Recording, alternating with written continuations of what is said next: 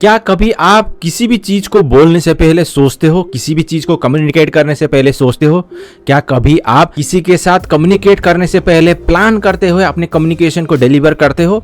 अगर हम लोग किसी भी इफेक्टिव पब्लिक स्पीकर को देखें तो वो हमेशा अपने कम्युनिकेशन कंटेंट को पहले प्रिपेयर करता है, उसको अच्छी तरीके से समझता है, तभी वो अपने आप को इफेक्टिवली अपने ऑडियंस के सामने एक्सप्रेस कर पाता है, क्योंकि उस मैसेज को, उस कंटेंट को वो पहले ही अपने लिए प्रिपेयर करता है और सोच समझते हुए किस तरीके से उसको अच्छी तरीके से डिलीवर करते हुए अपने ऑडियंस के साथ एक कनेक्शन बिल्ड किया जाए, उसके ऊपर पहले ही काम करते हुए अल्टीमेटली उसको डिलीवर करने की कोशिश करता है। अभी जिस तरीके से मैं आपके साथ कम्युनिकेट कर रहा हूं, मैंने भी इसके लिए प्रिपेयर किया है, अपने आप को रिहर्स किया है, तभी जाकर के मैं इफेक्टिवली आपके सामने इस कंटेंट को डिलीवर करने में सक्षम हो पा रहा हूं। और हमारी कम्युनिकेशन में हम लोग जो भी वर्ड्स का चयन करते हैं, जो भी टर्म्स यूज करते हैं, वो बहुत बड़ा रोल प्ले करता है।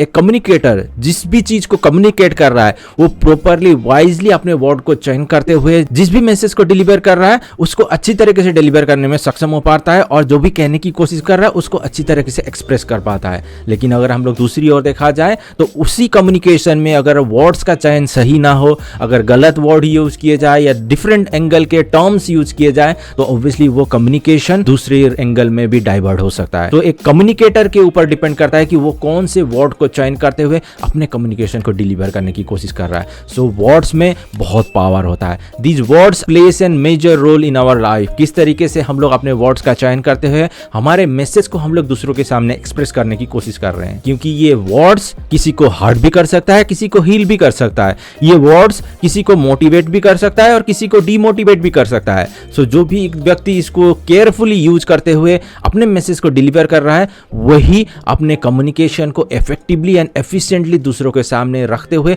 अपने आप को अच्छी तरह से प्लेस करने में सक्षम हो पाता है। एक वर्ड एक पिक्चर्स के मुकाबले बहुत ज्यादा मायने रखता है। अगर मैं ये कहूं कम हियर, तो एक व्यक्ति को एक जगह से उठ के दूसरी जगह में जाने के लिए मजबूर करता है। अगर मैं कहूं राइट इट डाउन, तो एक व्यक्ति को किसी भी थॉट को पेपर में राइट करने के लिए मजबूर करता है। सो वर्ड्स बहुत ही पावरफुल होते हैं। नाउ जस्ट थिंक, जब आप थोड़े से अपसेट थे, जब भी आप थोड़ा सा लो फील कर रहे थे, तो किस तरीके का महसूस कर रहे थे? उस समय आपने जिसके साथ भी कम्युनिकेट किया, कैसे कम्युनिकेट किया? जब आप उस चीज को रिकॉग्नाइज करने में सक्षम हो पाओगे, और आप जब नॉर्मल हो, जब हैप्पी हो, जब आप सेटिस्फाइड फील कर रहे हो, तब आप किस तरीके से कम्युनिकेट कर रहे हो, उसके साथ जब आप उसका कंपेयर करोगे तो आप क्लियरली उसको डिस्टिंग्विश करने में सक्षम हो पाओगे कि किस तरीके से कौन से वर्ड का चयन करते हुए आपने अपने मैसेज को डिलीवर करने की कोशिश की, आपने अपने आप को कम्युनिकेट करने की कोशिश की। नाउ इसको और एक चीज से भी समझने की कोशिश कर सकते हैं। जस्ट आप सोचिए कि आपने कितने लोगों को हैप्पी करने की कोशिश की by just saying I really appreciate you.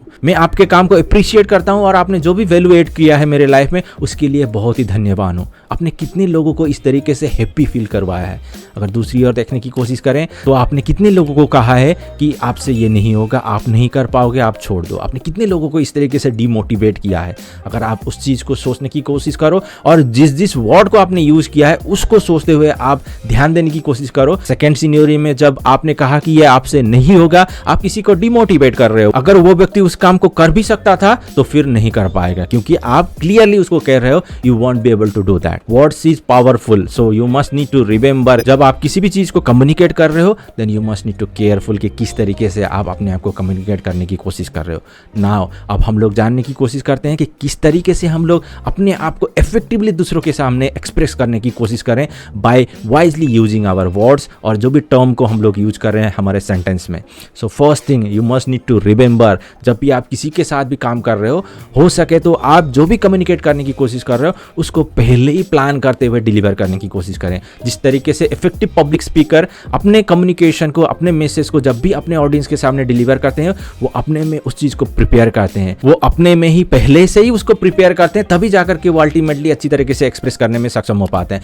उसी तरीके से आप भी जब भी किसी के साथ कम्युनिकेट कर रहे हो, जब आप अपने आप को अच्छी तरीके से प्रिपेयर करते हुए, थोड़ा सा पॉज करते हुए, थोड़ा सा सोचते हुए, अपने वर्ड्स को केयरफुली चूज करते हुए अपने मैसेज को डिलीवर करने की कोशिश करोगे, देन डेफिनेटली आप जिसके साथ भी कम्युनिकेट कर रहे हो वहाँ पर इफेक्टिवली अपने आप को प्रेजेंट कर पाओगे, अच्छा बॉन्डिंग बनाने में सक्षम हो पाओगे, एक रिलेशनशिप बिल्ड करने में सक्षम हो पाओगे और भी बहुत सारे बेनिफिट्स आप वहाँ से एंजॉय कर पाओगे। हाँ, मैं समझता हूँ कि हर समय हमें अपने आप को प्रिपेयर करना संभव नहीं होता है। जब भी हम लोग हमारे फैमिली फ्रेंड्स घर में बैठे होते हैं, हम लोग सोच के समझ के प्लान करते हुए किसी भी मैसेज को डिलीवर नहीं करते हैं।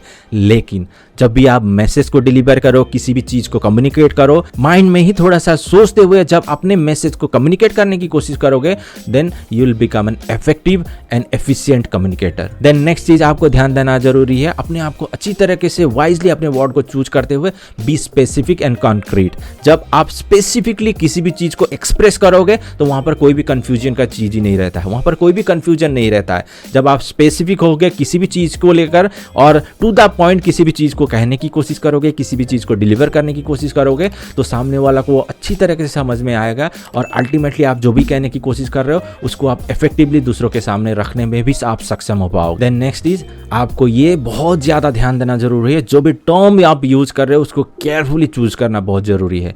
जब भी आप किसी के साथ भी कम्युनिकेट कर रहे हो, जो भी टर्म आप यूज कर रहे हो, जो भी वर्ड्स आप यूज कर रहे हो, ये ध्यान दें कि उस वर्ड का कहीं कोई गलत तो मीनिंग नहीं है, तो दूसरा रॉन्ग मैसेज तो वहाँ पर डिलीवर नहीं हो रहा है। जब आप इस चीज़ को पहले ही सोचते हुए अपने वर्ड को केयरफुली चूज करोगे, then you will one step ahead to make yourself an effective communicator. एक भी गलत वर्ड और गलत टर्म आपके कम्युनिकेशन को बिगाड़ सकता है और आपके इमेज को खराब कर सकता है। तो आपको हमेशा यही ध्यान देना जरूरी है, आपका राइट वर्ड का चयन करते हुए राइट मैसेज को डिलीवर करने की कोशिश करें।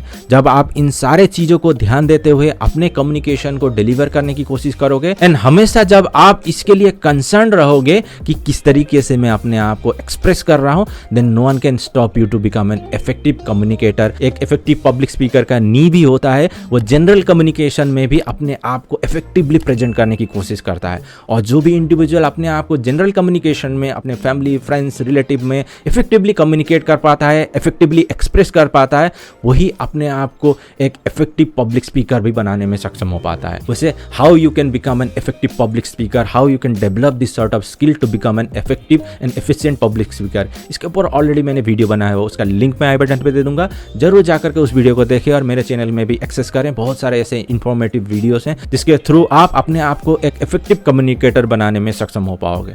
अगर वीडियो अच्छा लगा तो जरूर लाइक करें और शेयर करें अपने फैमिली एंड फ्रेंड्स के साथ।